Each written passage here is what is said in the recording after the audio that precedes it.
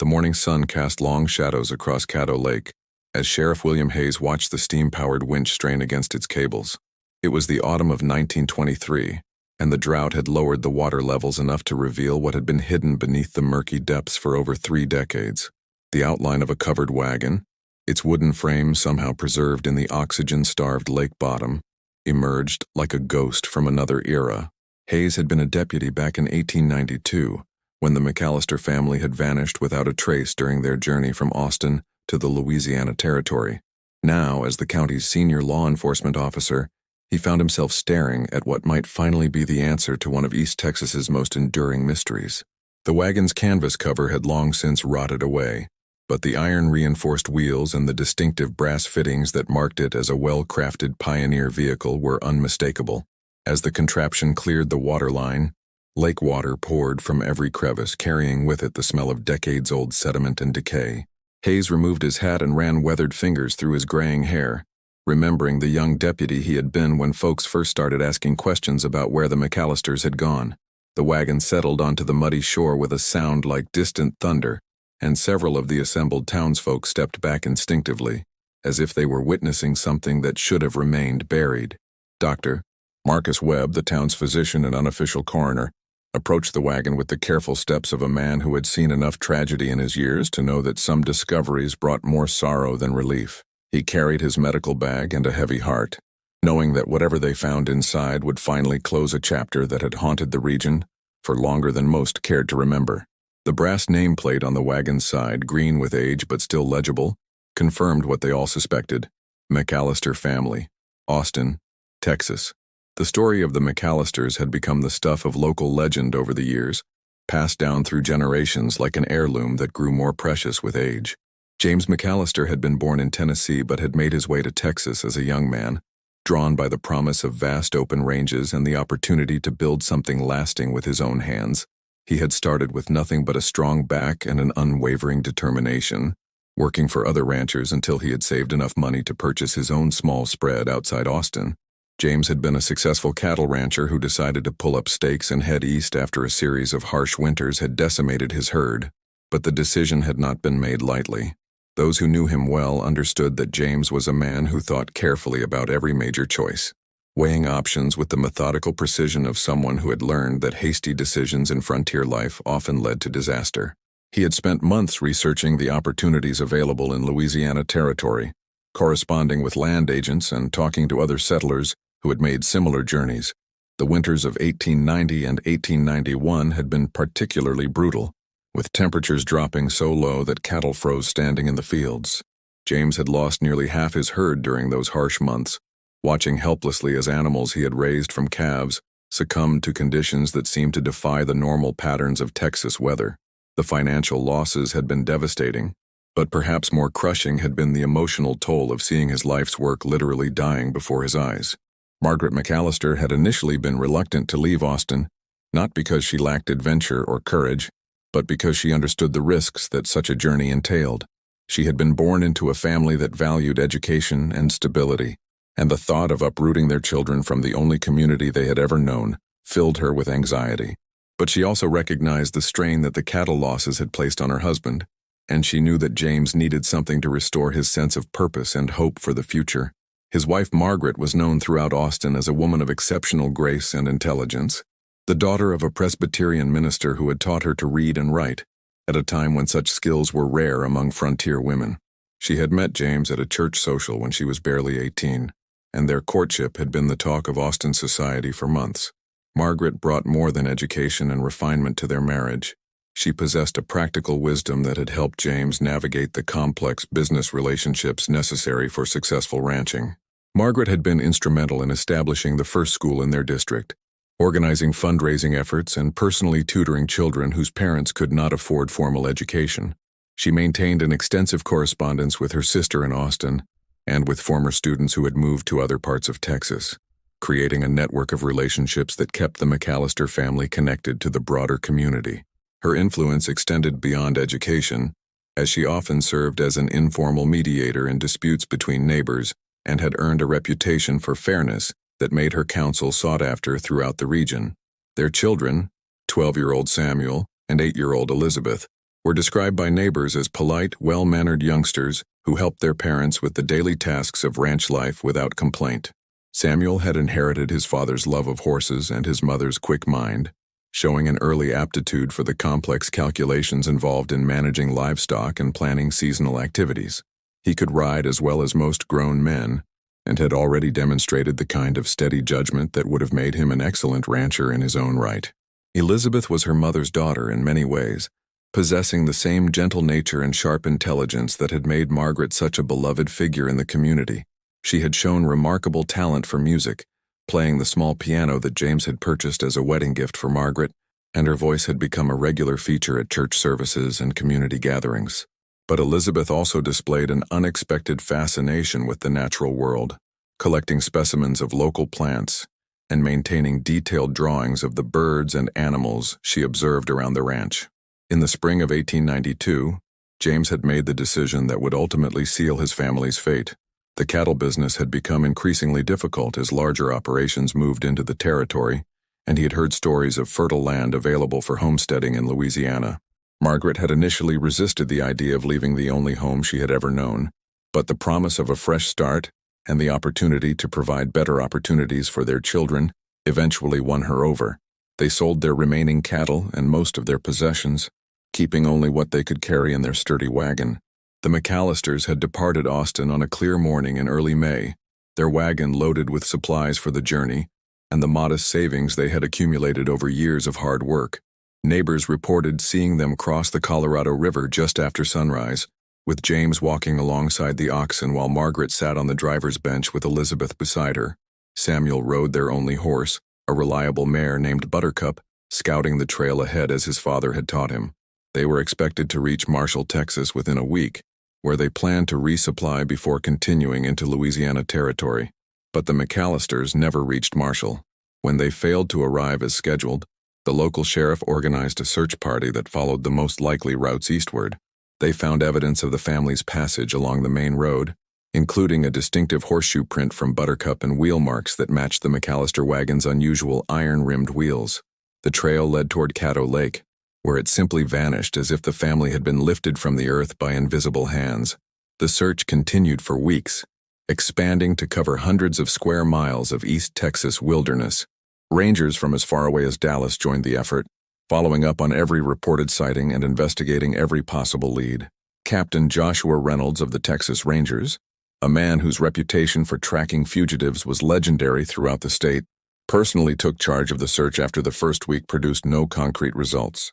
Reynolds brought with him a team of experienced trackers, including several men who had served with him during campaigns against hostile Indian bands, and who possessed an almost supernatural ability to read sign in difficult terrain.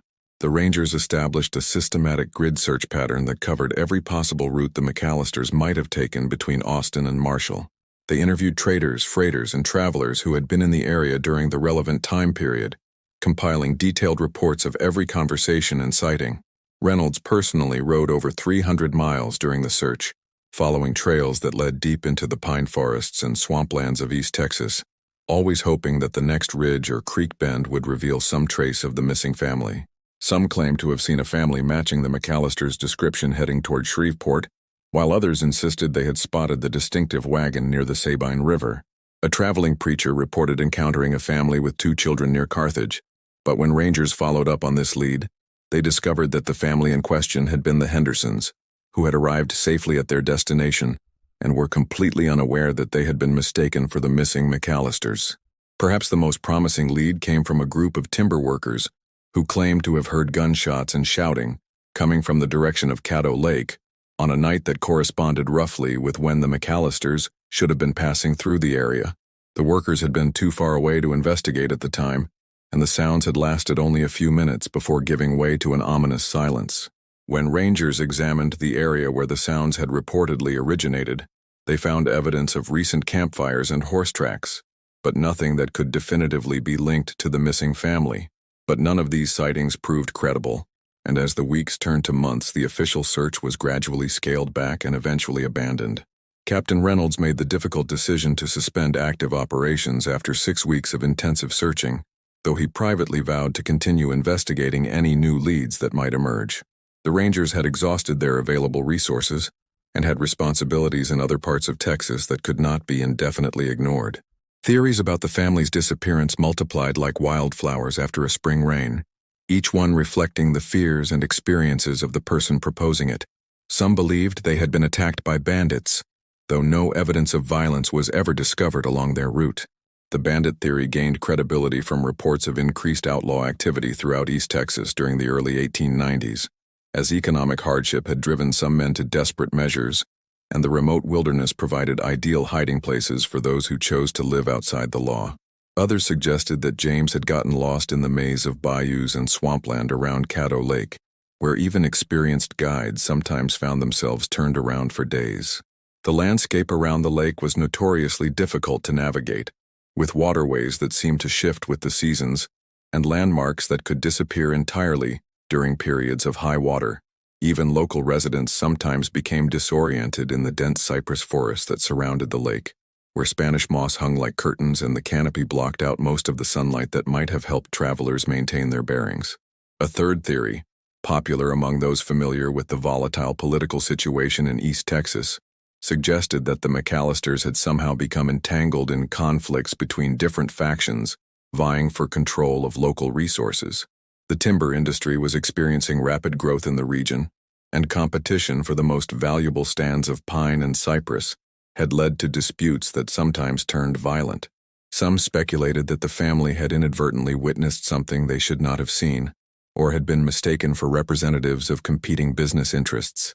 The more superstitious residents whispered about the Caddo Indian legends that spoke of spirits in the lake, who claimed travelers who ventured too close to their domain. These stories had roots in genuine Native American traditions, as the Caddo people had indeed considered the lake and its surrounding wetlands to be sacred territory, where the spirits of their ancestors maintained eternal watch over the land. While most educated people dismissed such explanations as primitive superstition, the stories persisted among those who lived closest to the lake, and who claimed to have witnessed unexplained phenomena in the misty pre-dawn hours when the boundary between the world of the living and the realm of the spirit seemed thinnest. Dr. Elias Thornton, a scholar from the University of Texas who had made a study of frontier disappearances, proposed a more systematic explanation based on his analysis of similar cases throughout the American West. Thornton had documented dozens of instances where families or individuals had vanished without trace while traveling through remote areas, and he believed that most could be explained by a combination of natural hazards and human predation. His research suggested that the McAllisters had likely fallen victim to a band of outlaws who specialized in targeting isolated travelers, men who had developed efficient methods for eliminating witnesses and disposing of evidence. As the years passed, the McAllister mystery became woven into the fabric of local folklore. Parents would tell their children the story as a cautionary tale about the dangers of traveling unfamiliar territory without proper guides. Travelers passing through the region would inevitably hear the tale from local innkeepers and merchants, who had grown skilled at spinning the yarn to maximum dramatic effect. But for Sheriff Hayes, who had been personally involved in the original search, the McAllisters' fate remained a professional failure that had haunted him throughout his career. Now, 3 decades later, the lake had finally given up its secret. As Dr. Webb carefully examined the wagon's contents, Hayes found himself transported back to that spring of 1892, remembering the desperate hope in Margaret McAllister's sister's eyes as she begged him to continue the search just one more day. He recalled the weight of responsibility he had felt as a young deputy, the crushing realization that a family had simply vanished under his watch, and the gnawing certainty that he had somehow failed in his duty to protect the citizens of his county.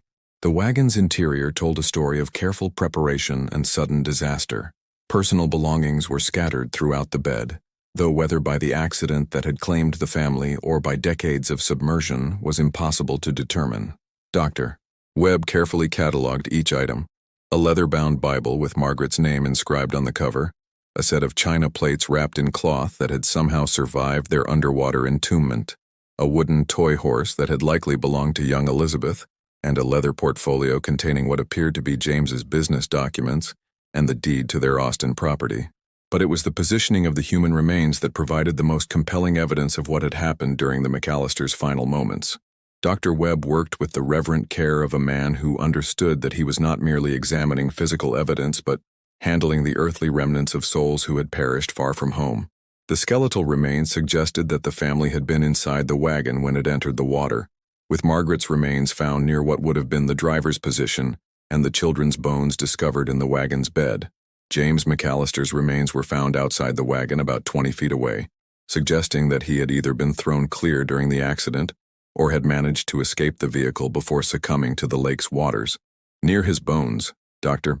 Webb discovered a rusted pistol and the remains of what appeared to be a leather holster, indicating that James had been armed when tragedy struck.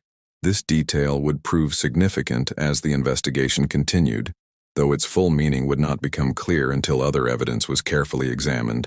The condition of the wagon itself provided additional clues about the circumstances of the accident. The vehicle showed signs of having rolled or tumbled before entering the water, with damage to the wooden sides and canvas supports that was consistent with a sudden overturning. One of the wheels had been completely separated from its axle, while the wagon tongue showed stress fractures that suggested it had broken under extreme pressure. The positioning of the oxen's remains, found some distance from the wagon, indicated that the animals had been freed from their harnesses either before or during the accident. As word of the discovery spread throughout East Texas, people began arriving at Caddo Lake to witness the conclusion of a mystery that had fascinated the region for 3 decades. Former members of the original search party, now gray-haired men with families of their own, stood silently beside the recovered wagon, remembering the days and nights they had spent combing the wilderness for any trace of the missing family. Margaret McAllister's surviving relatives made the journey from Austin, bringing with them photographs and personal items that helped confirm the identity of the recovered remains.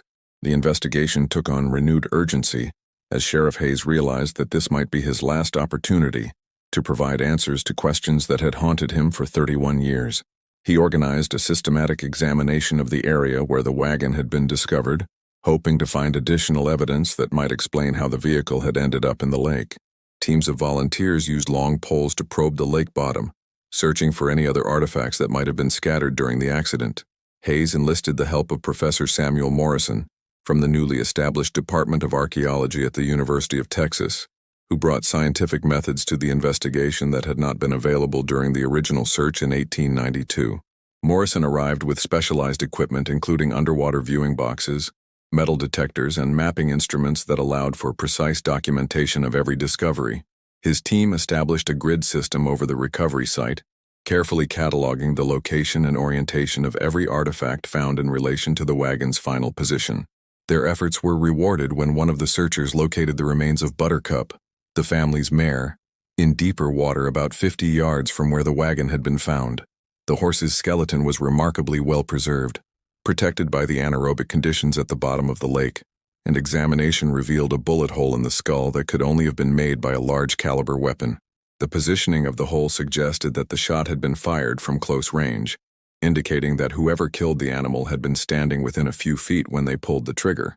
But Buttercup was not the only additional discovery made during the expanded search. Professor Morrison's team located several other artifacts scattered across the lake bottom, including cooking utensils, clothing fragments, and what appeared to be the remains of a wooden chest that had likely contained the family's most valuable possessions. The distribution of these items suggested that the wagon's contents had been deliberately scattered, rather than simply spilled during an accidental overturning.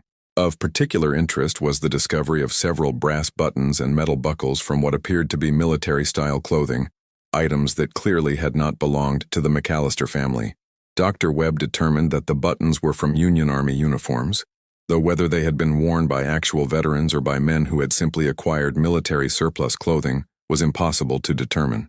The presence of these items suggested that the McAllisters' attackers had included men with some connection to military service, a detail that would prove significant as the investigation progressed. The team also uncovered evidence of a second campsite on the shore near where the wagon had been discovered, including the remains of cooking fires that showed signs of having been used repeatedly over an extended period. Analysis of charcoal samples and other organic material suggested that the campsite had been active during the early 1890s, coinciding with the time period when the McAllister family had disappeared. The location of the camp provided an excellent vantage point for observing traffic along the road that the family would have taken, supporting the theory that bandits had been using the area as a base for their operations. This discovery transformed the investigation from a simple accident inquiry into something far more sinister, suggesting that the McAllisters had not simply lost their way in unfamiliar territory. Dr. Webb's examination of the human remains revealed additional evidence of violence. While the condition of the bones made definitive conclusions difficult, he identified what appeared to be knife marks on several ribs belonging to James McAllister and damage to Margaret's skull that was consistent with blunt force trauma. The children's remains showed no obvious signs of violence, leading investigators to theorize that Samuel and Elizabeth had likely drowned when the wagon entered the water, while their parents had faced a more brutal end. The revelation that the McAllister family had been the victims of violence rather than accident sent shockwaves through the communities that had followed their story for decades. Sheriff Hayes found himself reviewing old case files, looking for any reports of bandit activity in the area during the spring of 1892.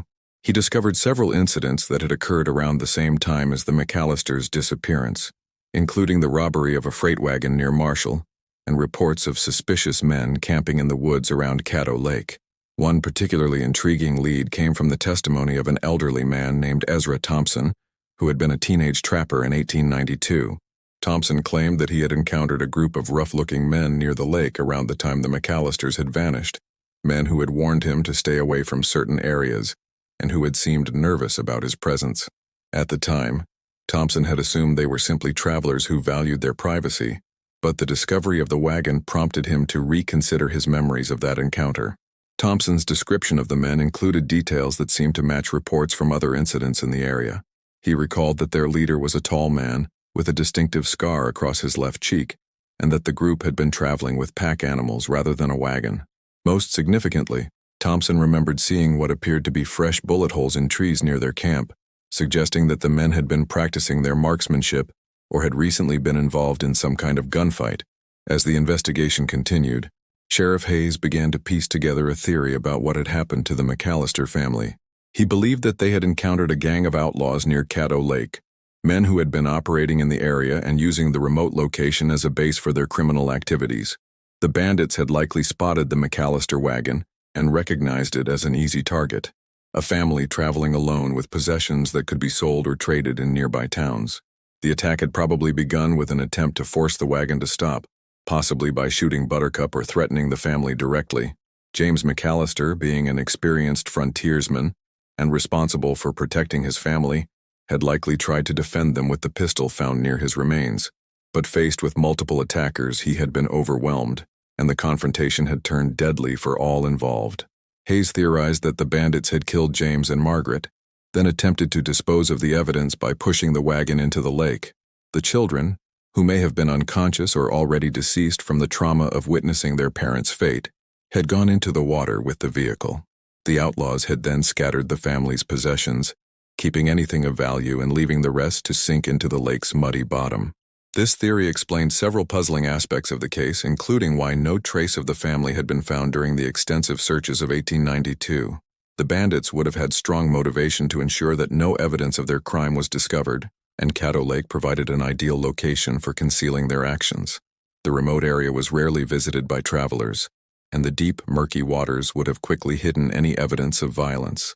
But even as Sheriff Hayes developed this explanation for the McAllisters' fate, questions remained that might never be answered. The identity of the attackers was lost to time, and any chance of bringing them to justice had vanished decades earlier. The specific details of the family's final hours could only be imagined, though the evidence suggested that their end had been swift and brutal, a stark contrast to the peaceful life they had been seeking in Louisiana Territory. The recovery of the McAllister wagon became a watershed moment for the communities of East Texas, providing closure to a mystery that had lingered for an entire generation. Local newspapers covered the story extensively, with reporters traveling from as far away as Houston and Dallas to document the conclusion of one of the region's most famous unsolved cases. The Houston Chronicle ran a front-page story with the headline, "Texas Mystery Solved After 3 Decades, while the Dallas Morning News featured an editorial about the importance of never giving up hope for justice. The story captured national attention as well, with newspapers in New York, Chicago, and San Francisco publishing accounts of the discovery and the investigation that had followed. The case became a symbol of the untamed frontier spirit and the dangers that pioneer families had faced in their quest for better lives. Magazine writers and authors began arriving in East Texas to research the story, seeking to capture the human drama behind the headlines and to understand what the McAllister mystery revealed about life in 19th century America. But perhaps the most meaningful response came from the ordinary citizens who had kept the McAllisters' memory alive through 3 decades of uncertainty. A fund was established to provide proper burial for the family's remains, with contributions pouring in from across Texas and beyond. The citizens of Austin, where the McAllisters had lived before their fateful journey, raised money for an elaborate headstone that would mark their final resting place with the dignity they deserved. The fundraising effort revealed the extent to which the McAllister story had touched people throughout the region. School children contributed pennies from their lunch money, while wealthy ranchers and merchants made substantial donations. Former neighbors of the family came forward with photographs and personal memories, creating a detailed portrait of the lives that had been lost so tragically. Margaret's former students, now adults with children of their own, organized a special memorial service to honor the woman who had taught them to read and write. The response extended beyond Texas borders as well. Newspaper readers in distant states sent letters of condolence and small monetary contributions, expressing their sympathy for the family's fate and their admiration for the persistence shown by those who had never given up the search for answers. Veterans organizations contributed to the fund after learning of the military-style buttons found at the scene, viewing the McAllisters as fellow victims of the lawlessness that had plagued the frontier in the years following the Civil War. Church congregations throughout the South held special prayer services in memory of the family, with ministers using their story as an example of faith maintained in the face of tragedy. The Presbyterian Church in Austin, where Margaret had been a devoted member, established a scholarship fund in her name to support the education of young women from frontier families, ensuring that her commitment to learning would continue to benefit future generations. The funeral service, held in Austin on a crisp October morning, drew hundreds of mourners who had never known the McAllister family personally, but who had been touched by their story. Margaret McAllister's surviving sister spoke about her memories of the family, describing James as a hard-working man who had only wanted to provide better opportunities for his children, and Margaret as a devoted wife and mother whose gentle nature had touched everyone who knew her. She recalled Samuel's love of horses and his dreams of becoming a Texas Ranger, and Elizabeth's gift for music and her habit of singing while helping with household chores. Sheriff Hayes attended the service in his dress uniform, standing with other law enforcement officers who had participated in the original search or the recent investigation. For him, the funeral represented not just the end of a long-standing mystery, but a form of personal redemption for the young deputy who had felt responsible for the family's disappearance so many years earlier. Though justice in the traditional sense could never be achieved, the recovery of the family's remains and the revelation of their fate provided a measure of peace that had been absent for 3 decades. Dr. Webb, who had handled the forensic examination with such care and professionalism, spoke briefly about the importance of treating the dead with respect, regardless of how much time had passed since their demise. He noted that the McAllisters' story served as a reminder of the courage required by pioneer families who ventured into unknown territories in search of better lives, often facing dangers that modern citizens could hardly imagine. The wagon itself was carefully preserved and eventually donated to the East Texas Historical Society, where it became part of a permanent exhibit about frontier life and the challenges faced by families like the McAllisters. The display included photographs of the recovery operation, items found with the wagon, and detailed information about the investigation that had finally solved the mystery. Visitors could read about the family's life in Austin, their decision to seek new opportunities in Louisiana, and the tragic end that awaited them near Caddo Lake. But the most powerful element of the exhibit was the simple reminder that the McAllisters had been real people with hopes, dreams, and plans for the future, not just characters in a frontier legend. Their story resonated with visitors because it represented the universal human experience of seeking something better while facing the uncertainty and danger that such pursuits often entailed. The exhibit served as both a memorial to the family and a tribute to all the unnamed pioneers who had risked everything in pursuit of the American dream. In the years that followed the discovery, Caddo Lake became something of a pilgrimage site for people interested in frontier history and unsolved mysteries. Local guides developed tours that included the site where the wagon had been recovered, sharing the story of the McAllister family with visitors from across the country. The tale became part of the lake's identity, alongside its natural beauty and rich ecosystem. adding a human dimension to a landscape that had witnessed countless stories of triumph and tragedy. The annual McAllister Memorial Day, established by the East Texas Historical Society, drew hundreds of visitors each May to commemorate the family's departure from Austin and to honor all the pioneer families who had risked everything in pursuit of better lives. The event featured historical reenactments, educational presentations about frontier life, and readings from Margaret's letters and James's business correspondence, providing visitors with an intimate glimpse into the thoughts and dreams of the family whose story had captivated the region. Sheriff Hayes retired not long after the McAllister case was finally closed, feeling that he had accomplished something meaningful in his final years of service. He often reflected on the strange turns of fate that had allowed him to be present both for the family's disappearance and for the discovery of their remains 31 years later.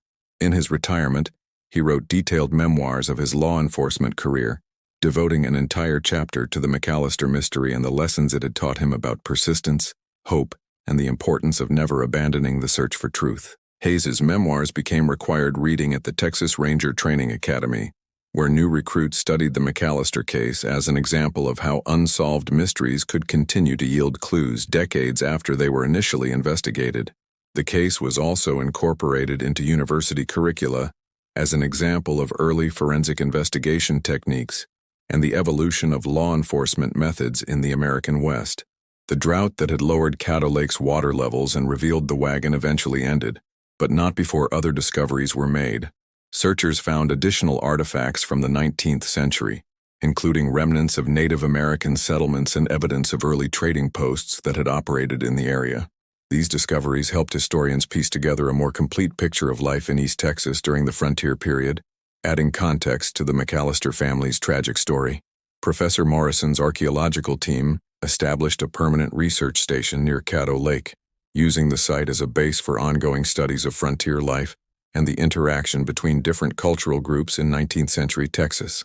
Their work revealed evidence of French explorers, Spanish missionaries, Native American communities, and Anglo settlers, creating a complex picture of the region's multicultural heritage that helped explain both the opportunities and dangers that families like the McAllisters had encountered. As the waters of Caddo Lake rose again with the return of normal rainfall, they covered the site where the wagon had been discovered, but the mystery that had haunted the region for 3 decades had finally been laid to rest. The McAllister family's long journey was over, and they had at last found the peace that had eluded them in life. Their story became a testament to the resilience of the human spirit and the power of hope to survive even the darkest of circumstances. The establishment of the McAllister Family Research Center at the University of Texas created a permanent repository for documents, artifacts, and oral histories related to frontier families throughout the state. Scholars from around the world visited the center to study the materials collected during the investigation, using the McAllister case as a window into the broader experience of westward migration and the challenges faced by families seeking new opportunities in unfamiliar territories. The center's archives grew to include thousands of letters, diaries, photographs, and official documents that painted a detailed picture of life in 19th century Texas. Genealogists helped trace the descendants of families who had known the McAllisters, creating an extensive network of connections that revealed how deeply their story had affected the communities they had touched. Many of these descendants contributed family treasures to the archives, including photographs of James and Margaret, samples of Margaret's handwriting, and even a few of Elizabeth's drawings that had been preserved by neighbors after the family's disappearance. The truth about what happened to James, Margaret, Samuel, and Elizabeth McAllister near Caddo Lake in the spring of 1892 would never be known in its entirety, but the recovery of their remains and the evidence of their fate provided enough answers to satisfy the questions that had lingered for so long. They had been victims of violence, not accident, and their deaths had been the result of human greed and brutality rather than the hazards of frontier travel. Yet their memory lived on not as victims, but as symbols of the courage and determination that had driven countless families to risk everything in pursuit of better lives. The McAllisters had embodied the pioneer spirit that built Texas and the American West, and their story served as a reminder of the price that was sometimes paid for progress and opportunity. In death, they had achieved a form of immortality that had eluded them in life, becoming part of the cultural heritage of East Texas and an inspiration to future generations who would face their own challenges and uncertainties. The mystery of the McAllister family had been solved, but its lessons endured. Their story reminded everyone who heard it that behind every missing person case, every unsolved mystery, and every cold case file, there were real people with families who loved them and communities that remembered them. The 3 decades that passed between their disappearance and the discovery of their remains had not diminished the impact of their story, but had instead transformed it into something larger than the sum of its tragic parts. In the end, the McAllisters had found their way home, not to the Louisiana territory they had been seeking, but to the hearts and memories of the people who refused to forget them. Their wagon had been pulled from Caddo Lake after 31 years, but their legacy would endure far longer, a testament to the enduring power of hope, determination, and the human spirit to overcome even the greatest of tragedies.